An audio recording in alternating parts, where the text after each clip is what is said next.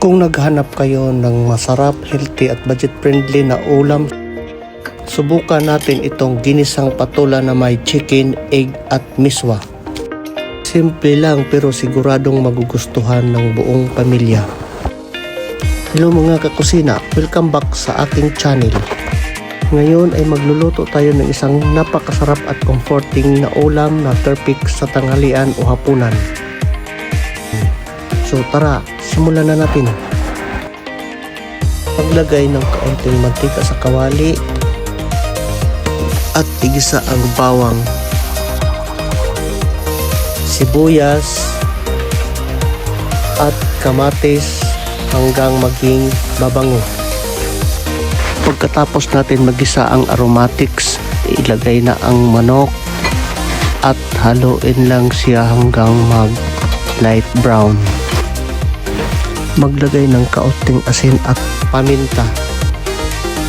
Ituloy lang ang paghalo ng mga 1 minuto. Pagkatapos ay sabawan natin ng 3 basong tubig. At saka kaunting seasoning mix, ito ay optional lamang.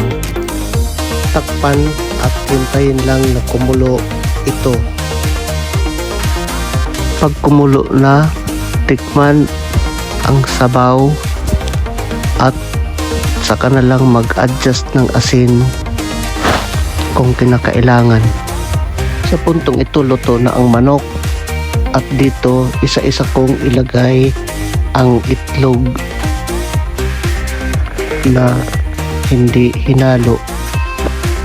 Pag makita mo na ganito na kabuo yung itlog, dahan-dahan mo na siyang haluin. Pagkatapos hintayin lang uli na kumulo at kasunod na ilagay ang patola at agad na haluin. Pag malapit ang maluto, tikman na ang lasa ng sabaw kung okay na. Hintayin lang na maluto ang patola. Pagluto na ang patola, saka natin ilalagay ang hinalong itlog sa ibabaw nito. Pagkatapos, ilagay na rin yung miswa at haluin ito ng maigi. Yan na ang ating mainit at masarap na ginisang patola with chicken, egg at miswa. Perfect ito kapag bagong saing ang kanin. Follow for more simpleng ulam at easy recipe at kita-kits sa susunod na video.